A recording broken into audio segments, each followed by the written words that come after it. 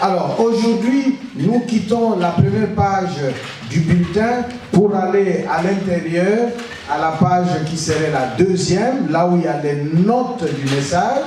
Vous voyez écrit notes du message, série L'amour de Dieu, titre L'amour de Dieu pour les forts et l'amour de Dieu pour les faibles.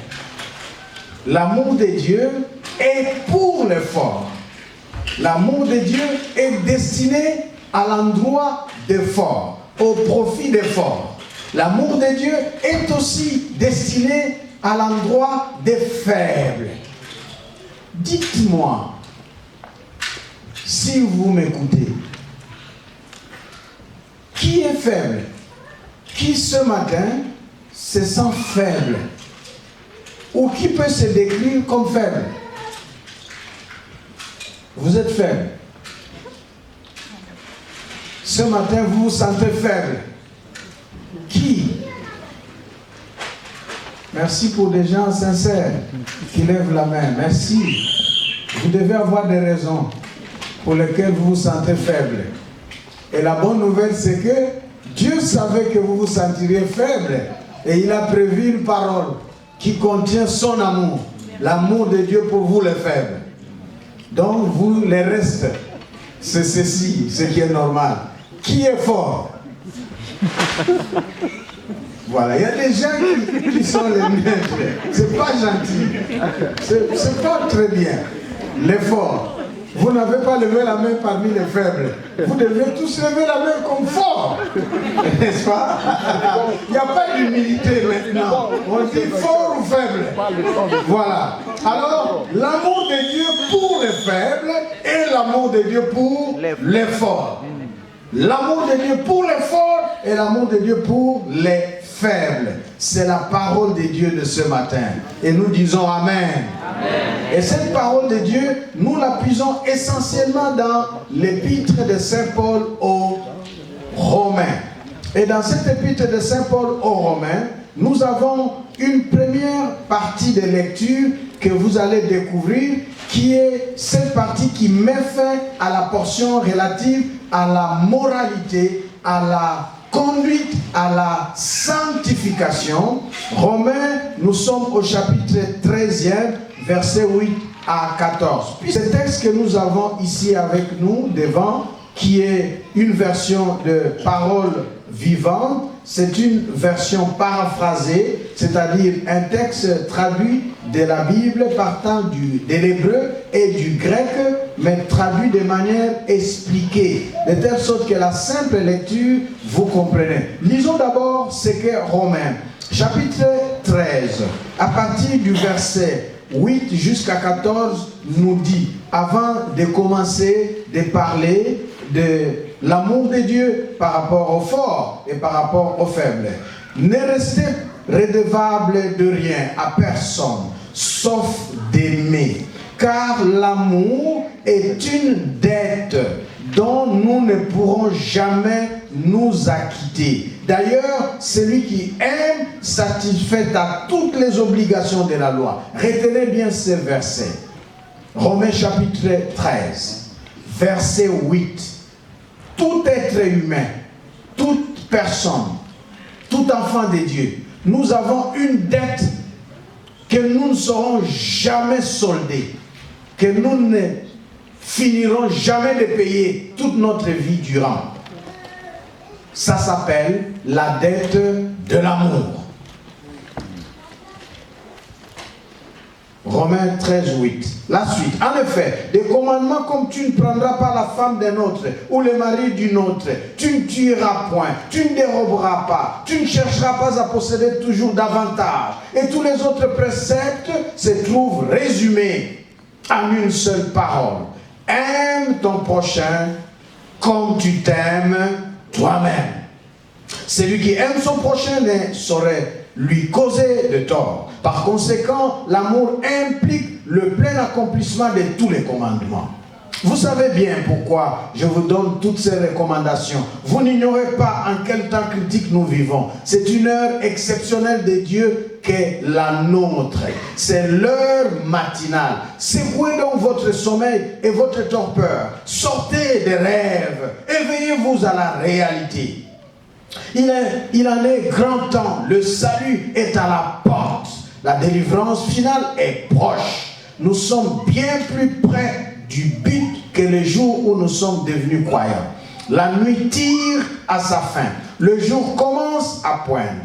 Débarrassons-nous donc de tout ce qui se pratique dans les ténèbres. Saisissons les armes qu'on porte le jour et engageons-nous dans la lutte en pleine lumière. Vivons correctement et honnêtement, comme il convient en plein jour. Ni orgie, ni beuverie, ni flirt, ni aventure sentimentale ou expérience sexuelle, ni sensualité, ni immoralité. Loin de vous les discordes, les jalousies et les rivalités partisanes. Souvenez-vous toujours que vous appartenez au Seigneur Jésus. Cachez-vous en lui, qu'il soit votre parure et votre armure. Ne soyez pas au service de l'homme livré à lui-même. Vous risquez d'en réveiller les passions à force de penser aux appétits de votre être naturel. Vous en exciterez les convoitises. Ne vous préoccupez donc pas de ces désirs. Ne leur cédez pas. Encore un conseil important maintenant. Nous sommes au chapitre 14, verset 1. Accueillez aussi celui dont la foi est encore timorée et dont les convictions sont mal affermies. Ne les critiquez pas s'il a des scrupules ou des opinions différentes des vôtres. Évitez de faire de vos divergences d'idées un sujet de discussion. Voilà comment est-ce que nous quittons la thématique des plaisirs, de la sensualité, de la sexualité, de la conduite personnelle, de la gestion de moi-même, de ma liberté, d'enfant de Dieu, de libre, de mûr ou pas, de fort ou faible. Mais comment je veux vivre ma foi et ma liberté? Comment je veux vivre mon amour pour Dieu avec les autres? Et les autres, c'est qui? Paul va dire une catégorie spéciale, les forts et les faibles. Comment vivre en enfant de Dieu sur base de l'amour qu'on a de Dieu? En étant soit fort, on vit avec les forts qui sont pères et collègues, semblables, soit fort et vivant avec les faibles qui ne sont pas comme moi qui suis fort. Comment vivre avec les faibles, moi qui suis faible? Dois-je sympathiser et vivre seulement avec les faibles? Ou c'est possible, moi qui suis faible, de vivre aussi avec ceux qui sont forts? Où sont les faibles? Où se trouvent les forts? Mais qu'est-ce que c'est faible? Qu'est-ce que c'est fort? Allons-y. D'abord, les forts et les faibles selon la vie courante. Dans les sociétés, qui est faible?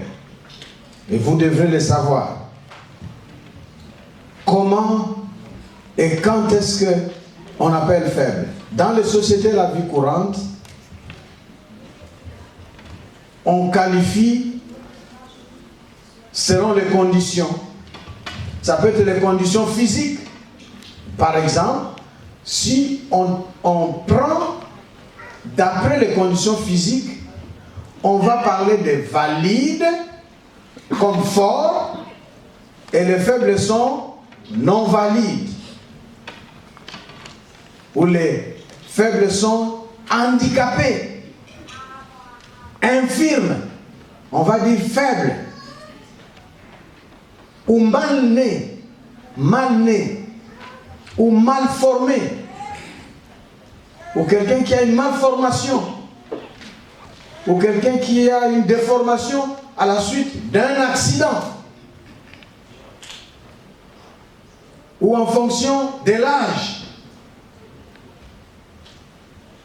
Sans défense, comme la petite que nous venons de dédier à Dieu, bébé, sans défense, faible. On va, dans ce contexte-là, dire qu'une femme enceinte est à protéger parce qu'elle est faible. Par exemple, dans la sagesse de chez moi, on dit si quelqu'un vient chez vous, il demande si vous allez tous bien ou il y a quelqu'un qui est malade. Il suffit d'avoir une femme enceinte, c'est comme s'il y avait un malade. La femme enceinte, c'est la tradition. Dans la vie courante, les conditions physiques, mais aussi parfois, ce sont des conditions sociales qui classifient les gens d'être catégorisés comme forts ou faibles. Si on a un statut social élevé, on est fort ou on est faible? Statut social élevé dans la société. Ah. Si on a un rang spécial, un rang social qui te distingue, on est fort ou faible? Si on n'a pas de niveau d'études, comparé aux autres, ou niveau d'études faible, niveau d'études faible, on est fort ou faible? Et si on a un niveau d'études élevé, très fort, merci ma fille. Parfois, par rapport aux origines, il y a des origines dans la société. Et je vous dis, ça me fait penser à Gabriel qui a prêché une fois ici. Et ça me fait penser quand nous sommes arrivés ici, au début en 2000.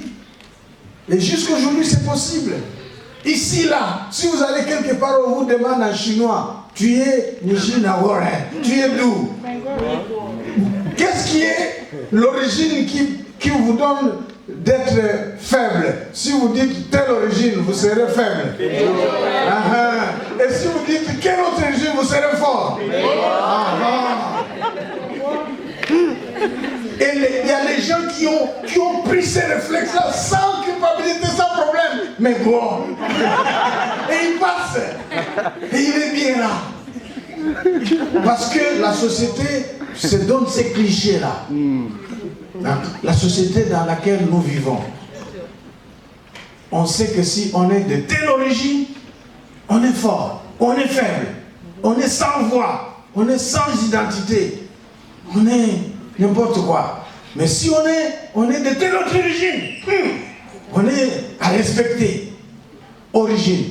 Et ça part, non pas seulement d'ici, à Pékin, en Chine, même jusque dans nos pays, jusque dans nos familles, de sorte que qui a la parole, qui est écoutable dans la famille, entre celui qui a beaucoup étudié et celui qui n'a pas beaucoup étudié mais qui a beaucoup d'argent. Il faut avoir beaucoup étudié et ensuite à beaucoup étudié avoir aussi beaucoup d'argent. Là quand tu parles on écoute. Mais si tu as beaucoup étudié, ça pèse. Tu parles bien, tu cites Sorbonne, tu cites tout. Tu cites Hambourg, tu cites tout. Avare. Mais si tu n'as pas, celui qui n'a jamais été à Hambourg, ni à Sorbonne, qui est resté là-bas, mais lui, il a découvert par exemple une pierre précieuse, où il a eu l'art de manipuler les affaires, et le voilà, il va parler. Et là, la notion de fort et de faible devient relativisée. Fort et faible, dans la société, dans la vie courante. Ça dépend parfois du sexe. Généralement, le sexe féminin, au sexe féminin est attribué les qualificatifs. Au sexe masculin est attribué les qualificatifs. Merci. Battez-vous les forts et les faibles. Voilà. Dans la vie courante. Et c'est ça la société. Parfois c'est le groupe social et tout. voyez pourquoi nous avons besoin de nous mirer auprès de la parole de Dieu. Amen. Que dit la parole de Dieu? Qu'est-ce qui est fort dans l'ensemble de la parole de Dieu? Qu'est-ce qui est faible dans l'ensemble de la parole de Dieu? Attention, et puis nous atterrirons dans Romains, le texte de base. Dans la parole de Dieu, selon la parole de Dieu, il y a les catégories qui font les groupes de faibles. Les veuves. Donc, pour Dieu, dans la Bible, un homme qui perd sa femme, en français, comment vous l'appelez? Veuf. Selon Dieu, il n'est pas faible. C'est son problème. C'est ton problème. Mais la femme qui a perdu son mari est faible. La veuve, Dieu s'en occupe. Logiquement, c'est simplement à cause du fait que, jusqu'à présent, l'homme veuf se trouve avec plus de pouvoir. De pouvoir quitter son veuvage, n'est-ce pas, pour se remarier. Et ma femme ajoute ici, de manière à taquiner les hommes, et parfois même pendant qu'il est en train de pleurer, c'est ce qu'on dit. L'homme pleure la femme, sa femme chérie. Avant même de l'envoyer, de lui dire adieu, ma soeur ajoute là-bas qu'il est consolé en passant déjà. Pas gentil, mes frères. Excusez-moi, c'est pourquoi entre moi, ma femme et moi, je lui dis, je préfère que moi je meure avant toi. Pour éviter ces conflits-là. Bon, alors, dans la Bible, les veuves, ok, sont les faibles, les orphelins, orphelins, des mères ou des pères qui m'écoutaient, orphelins complets, vous êtes faibles. Puis viennent, ça c'est le groupe, les premiers groupes, les veuves, les orphelins. Premier groupe, c'est lié aux conditions sociales, état marital, état familial. Ensuite, conditions sociales générales, pauvres, les pauvres, comme démunis, sont aussi les faibles. Ça c'est deuxième groupe dans la Bible, les pauvres, les démunis. Et troisième groupe, ce sont les marginalisés, les délaissés, les abandonnés, les opprimés, ceux qui sont victimes d'une quelconque injustice, qui sont défavorisés ou discriminés. Ça fait les faibles. Et ceux qui exercent soit la discrimination ou le contraire constituent la catégorie des forts. Ça, c'est selon la Bible. Par exemple, une femme répudiée. Par exemple, un esclave ou un serviteur. Donc, nous avons ici la conception biblique. Je ne sais pas si dans ces catégories, veuve, orphelin, quelqu'un victime d'une discrimination, d'une injustice, d'une sorte de défaveur,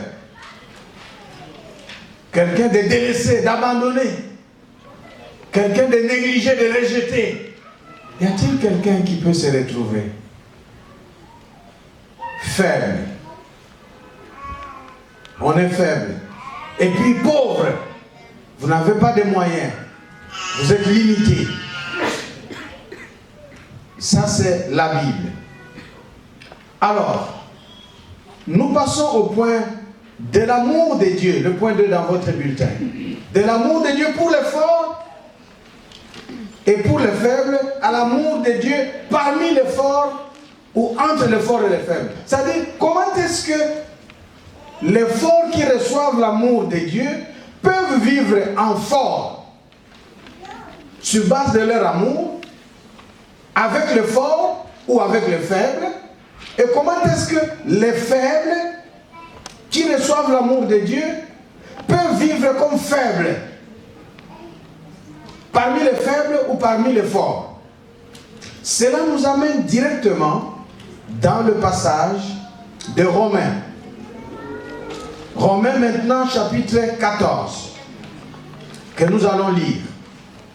Romains 14, que nous allons lire, là où nous étions, que nous avons commencé de lire, et je me permets de lire avec vous ici. Nous allons lire ces premières portions que vous avez sur les bulletins. Romains 14, versets 1 à 7. Romains 14, versets 1 à 7. Et je lis dans cette version. Encore un conseil important. Accueillez aussi celui dont la foi est encore timorée et dont les convictions sont mal affermies.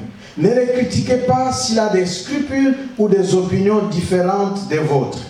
Évitez de faire de vos divergences d'idées un sujet de discussion. L'un, par exemple, est persuadé qu'il peut manger de tout. Sa foi est assez solide pour ne pas s'embarrasser des scrupules alimentaires. Celui dont la foi est plus craintive se restreint à un régime végétarien. Que celui qui pense pouvoir manger de tout ne méprise pas celui qui s'abstient des viandes. Inversement, que celui qui s'impose des restrictions ne se permette pas de critiquer celui qui se sent libre de manger de tout. Qu'il s'abstienne de les juger et qu'il n'essaie pas de les prendre en défaut car Dieu l'a accueilli dans sa communion. Est-ce qu'il y a des gens ici qui mangent de tout?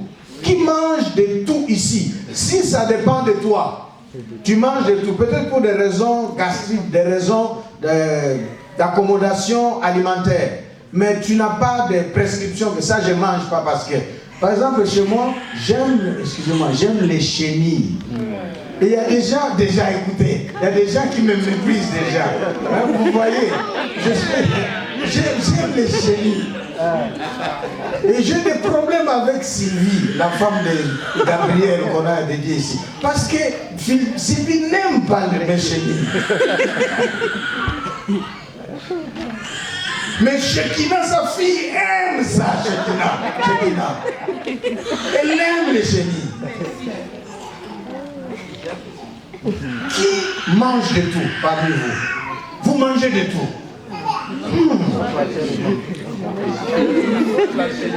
Vous êtes forts ou faibles? Ils sont forts ou faibles?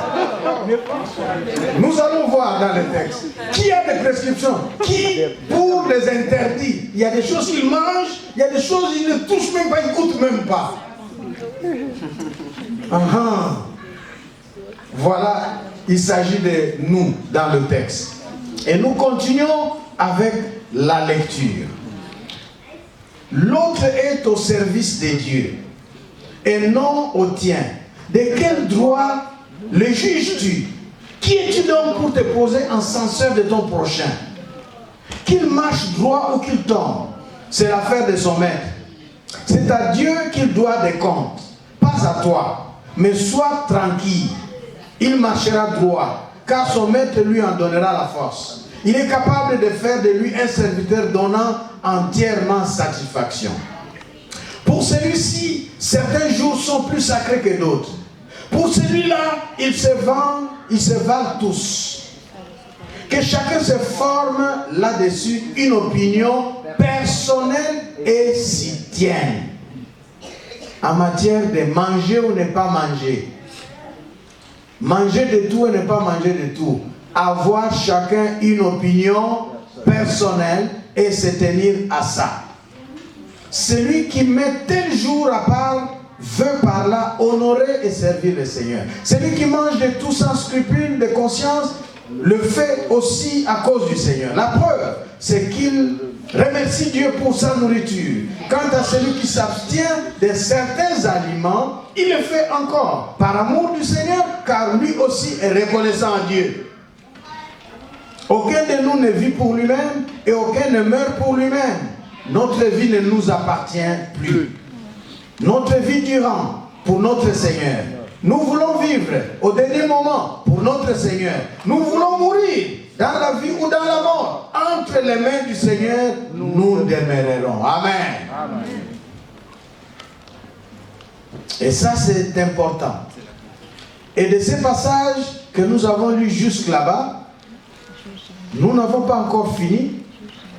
Nous allons continuer la lecture. Ça nous amène déjà à voir le problème des forts et des faibles dans la Bible, en particulier dans le chapitre 14 et 15 de Romains. Écoutez-moi, en bref, avant que nous ne continuions. Il s'agit ici des forts et des faibles par rapport à la nourriture, le manger, et par rapport au temps, les jours. C'est-à-dire les juifs et les non-juifs. C'est-à-dire les juifs chrétiens non convertis et les non-juifs chrétiens et non convertis. Les juifs ont la loi de Moïse, qu'ils héritent. Dans la loi de Moïse, selon les juifs, pour nous maintenant là, c'est tout l'Ancien Testament, surtout Exode, Lévitique, Nombre. Vous connaissez les lois qui sont là-bas. Lisez ces livres-là. Vous allez voir combien ça va vous faire peur. Alors, il y a des juifs dans ces lois-là, parmi ces lois, il y en a qui disent ne mangez pas à ça. Si vous en touchez, même si vous mangez, seulement vous touchez, vous êtes impur. On donne même le nombre de jours d'impureté. On cite le porc, on cite beaucoup de choses, les serpents, tout un tas de trucs, de nourriture. Parmi ces lois, on cite aussi un jour au cours duquel il ne faut rien faire. Ça s'appelle le sabbat. Le sabbat, qui correspond normalement à vendredi soir, 18h, jusqu'à samedi, 18h. Selon le calendrier juif, le sabbat. Il ne faut rien faire. Et donc, les juifs convertis au temps de Jésus, au temps de Paul, voulait dire, même si nous sommes sauvés et sommes devenus enfants de Dieu, nous devons continuer à respecter la loi que nous a prescrite Moïse. Ne pas manger de ceci, ne pas manger de cela. Et c'était un problème. Et à ces problèmes de loi laissés par Moïse, s'est ajouté un autre problème des chrétiens convertis qui n'étaient pas d'origine juive, avec des pratiques que certains parmi vous doivent avoir déjà entendu parler. En termes de manger, on appelle cela viande sacrifiée aux idoles. Cette expression-là, viande sacrifiée aux idoles, peut paraître compliquée, lourde de nouvelles pour beaucoup d'entre vous. Mais je vais vous donner une expression que beaucoup connaissent. Viande étouffée. Qui a déjà entendu parler de cela? Viande étouffée. Au fait, c'était des pratiques. Lorsque quelqu'un allait consulter dans une chefferie idolâtre, prier pour avoir mariage, ou fécondité, ou argent, il amène un sacrifice qui est demandé par le marabout, par le prêtre, l'officiant qui célèbre cela. Et il fait avec les cérémonies. Et maintenant, les gens prenaient ces viandes-là et les vendaient. Parce qu'après tout, tu reçois beaucoup de clients qui t'amènent beaucoup de viande, avec lesquels tu fais des services. Tu ne peux pas manger tout toi-même. Un peu de commerce, quoi. Ils vendent. Et les chrétiens avaient des problèmes. Devons-nous manger de cette viande ou ne pas en manger? Qui, à leur temps, mangerait parmi vous? Qui allait dire, moi je vais manger? Qui trouve que... on a évoqué sur ça, les démons. Quand je mange, ça me communique aussi les démons. On avait ces problèmes-là. Alors, donc, ça fait la catégorie. Ok? Les forts, ce sont ceux qui disent, en Christ, tous les jours sont identiques. En Jésus-Christ, chaque jour est mon sabbat. Je n'ai pas besoin de dédier un jour spécial. Tous les jours, j'appartiens au Seigneur. Je suis libre. D'autres qui disent libre, mais je dois observer aussi les sabbats. Ce sont les faibles. D'autres qui sont forts, qui disent, moi en Christ, il m'a affranchi. Je veux manger de tout. Ça ne va rien me faire. Sacrifier aux idoles, ce n'est pas mon affaire. Je fais la prière et c'est sanctifié et je mange. Amen. Qui pense comme ça? Amen. Ce sont les forts. Ok? Là n'est pas le problème. Là n'est pas le problème. Mais le problème vient où? C'est lorsque moi qui dis je mange de tout. Alors quand je vois mon frère qui refuse de manger, je dis mais toi aussi, c'est quoi ça? Ou bien moi qui me... Ça je mange pas parce que ça a été sacrifié aux idoles. Et puis je vois l'autre qui mange avec appétit. Je les méprise, je dis, regarde même ce qu'il mange. Vous voyez? On s'est jugé mutuellement. C'est pourquoi la parole de Dieu intervient pour résoudre le problème. Amen. Amen. Et nous avons cette notion de fort et de faible. Laissez-moi vous accompagner rapidement, avant que nous lisions, que j'aille dans les choses pratiques. Selon Romains, donc ici, faible dans la foi veut dire, aujourd'hui ce que nous disons, écoutez, qui est faible dans la foi, selon Paul? L'enfant de Dieu qui manque de maturité. Nous quittons le temps là, nous venons à nous aujourd'hui. Qui est faible dans la foi? L'enfant de Dieu qui manque de maturité, qui manque d'équilibre, en particulier dans le discernement de ce qui est essentiel et de ce qui ne l'est pas par rapport au salut et à la sanctification. Être enfant de Dieu, être sauvé, une chose. Vivre la sanctification, une autre chose. Mais maintenant, exercer la maturité, l'équilibre, le discernement, en sachant que par rapport à mon salut, ça c'est essentiel.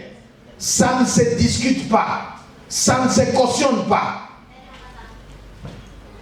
Si on a cette maturité-là, on est fort. Mais si on doit demander, est-ce que pour moi qui suis enfant de Dieu, si je vais dans un bar et que je danse, et Jésus revenait à cet instant-là, est-ce que j'irai au ciel ou pas?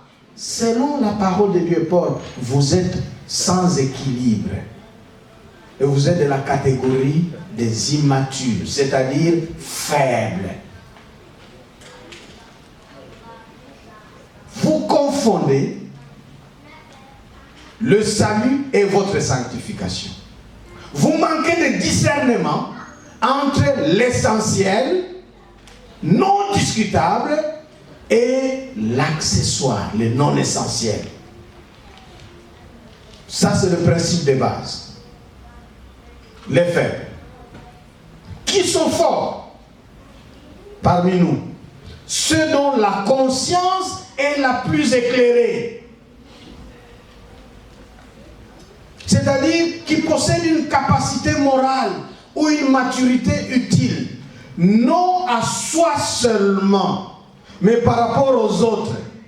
Je suis mûr, je suis libre, ma conscience ne me reproche de rien. Ce n'est pas ça qui fait la force, être fort selon la parole de Dieu. Mais je suis libre, je suis mûr, ma conscience ne me reproche de rien. Mais qu'en est-il de ma liberté, de ma maturité, de ma conscience qui ne me reproche rien vis-à-vis de mon frère ou de ma soeur qui n'est pas aussi mûr que moi en ceci? Lorsque j'apprécie ma capacité, ma maturité, mon éclairage, mes convictions, en rapport avec mon frère à côté et ma soeur, sur le principe de la loi de l'amour, c'est là où je suis fort. Amen. Amen. Maintenant, vous pouvez bien répondre pendant que je continue. Où est-ce que vous êtes? Du côté des faibles ou des forts? Est-ce que c'est permanent, on reste comme ça, de manière constante? Ou parfois, on peut glisser vers les forts ou les faibles? Et c'est possible de devenir fort si on est faible? Merci. Et le fort, c'est celui-là qui constate que je suis mûr, oui, libre, oui, mais j'ai besoin d'un frère à mes côtés qui a besoin que je le soutienne. Comment vais-je le soutenir? Par l'exercice de ma maturité par rapport à l'essentiel et au secondaire. C'est pourquoi, dans cette perspective, Paul pouvait crier: je suis libre en Jésus-Christ. Libre en Jésus-Christ signifie tout m'est permis. Et puis il continue: mais je ne veux pas me laisser asservir par quoi que ce soit. Tout m'est permis parce que libre en Jésus-Christ. Mais tout n'est pas utile. Voilà. Amen. Amen. Et le fort, selon la parole de Dieu, c'est celui qui a le devoir de supporter les autres. Le fort, l'obligation, le devoir de supporter le faible et de l'accueillir en exerçant miséricorde et compassion comme Dieu l'a fait pour nous tous sans distinction. Le fort s'oublie lui-même pour permettre aux faibles de devenir forts sur base de la loi, l'amour, la tolérance, l'acceptance ou l'accueil mutuel. C'est ce que nous voyons dans ces textes.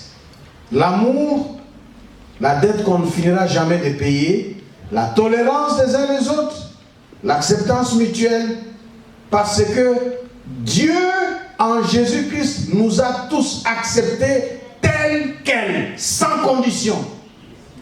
Et il voudrait que de même qu'il a exercé miséricorde sur nous, tel quel, que nous fassions de même vis-à-vis les uns des autres. Et surtout par rapport à ceux parmi nous qui sont faibles.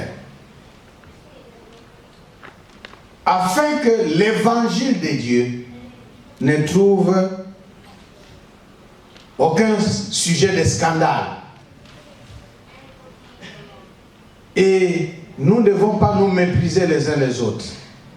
Voilà un peu ce que notre passage et notre méditation d'aujourd'hui sur les forts et les faibles, avec l'amour de Dieu. Et de cela, ce que nous allons faire maintenant, c'est deux choses. Lire avec vous quelques passages et vous donner des conseils pratiques en rapport avec cette méditation pour terminer notre méditation et notre culte.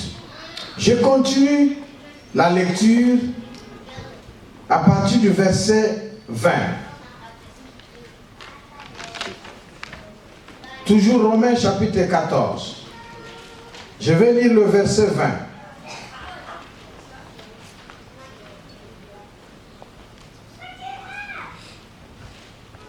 20. En aucun cas ne compromets l'œuvre de Dieu en ton frère pour une question alimentaire.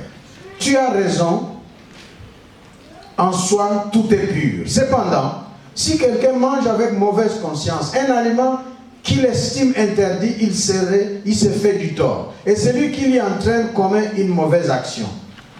Tu agis bien si tu renonces à la viande, au vin ou à autre chose pour ne pas inciter ton frère en tentation, pour le préserver au contraire de toute chute. Tu as une ferme conviction personnelle. C'est bien. Garde-la pour toi devant Dieu. Mais ne la brandis pas devant les autres. Sois content de pouvoir prendre tes décisions sans être troublé par des scrupules et sans avoir besoin de tranquilliser ta conscience. Oui, heureux celui qui ne se juge pas condamnable dans le parti qu'il adopte, Mais celui qui mange malgré ses doutes prononce sa propre condamnation car son acte ne procède pas de sa foi. Or, si nous agissons sans avoir la conviction d'être approuvés de Dieu, nous péchons.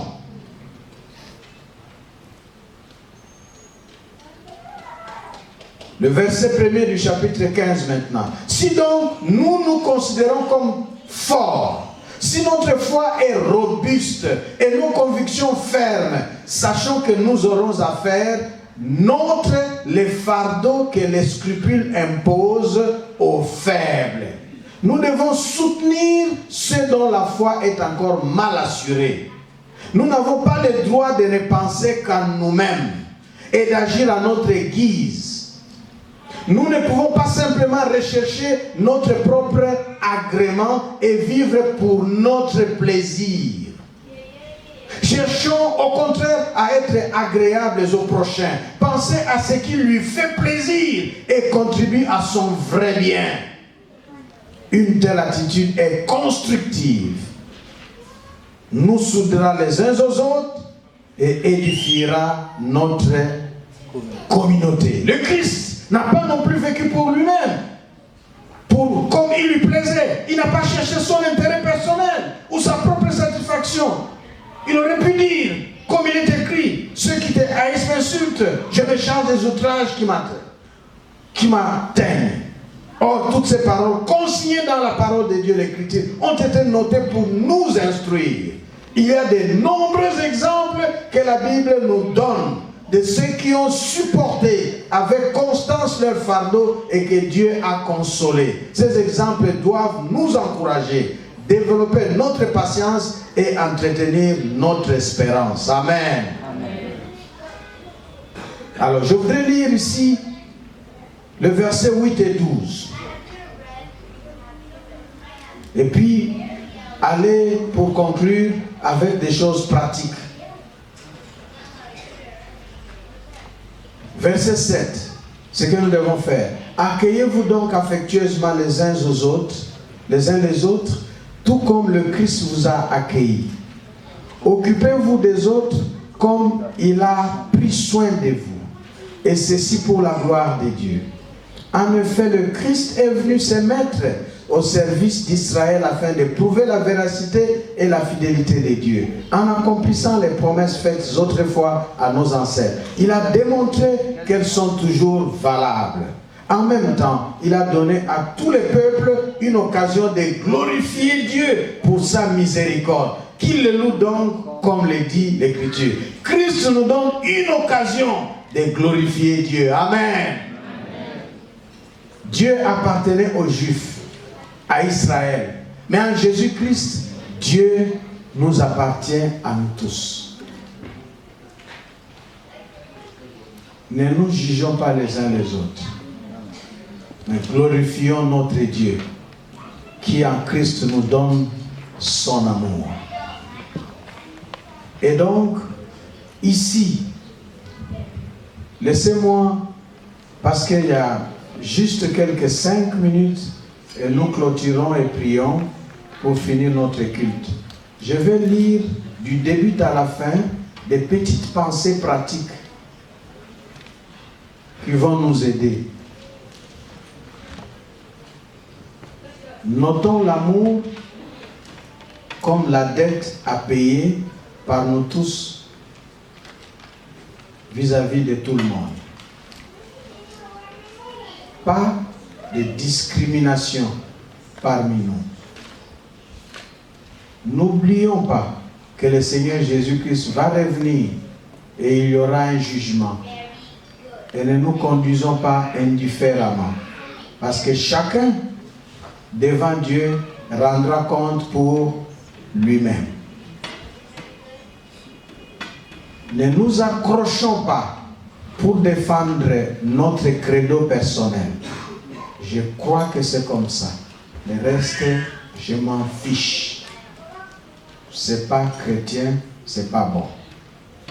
Ne méprisons pas, ne repoussons pas, ne critiquons pas les autres qui ne sont pas comme nous, qui ne mangent pas comme nous, qui ne s'habillent pas comme nous, qui ne parlent pas comme nous. agissons avec modération, avec tolérance en tout, les uns vis-à-vis des autres. Au besoin, sacrifions-nous, oublions-nous pour l'intérêt de l'autre. Ce n'est pas mauvais. Surtout, ne causons pas le scandale à quelqu'un qui est faible. Ne soyons pas son occasion de chute. Cela fait beaucoup d'applications. Que le mari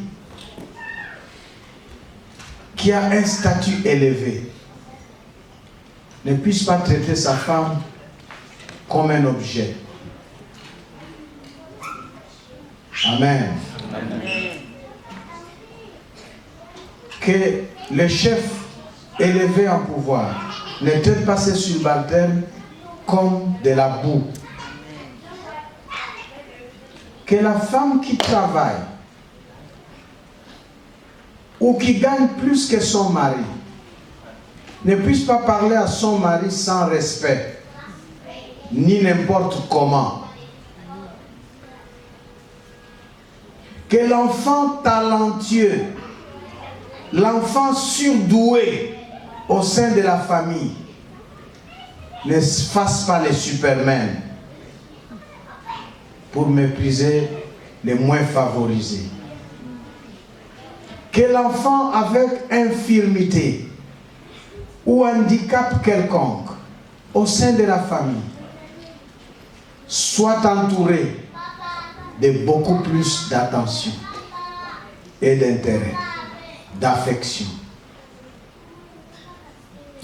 Que les frères et sœurs très zélés qui servent Dieu et marchent dans la sanctification, qui parlent en langue, qui sont remplis du Saint-Esprit, ne qualifient pas et ne regardent pas avec dédain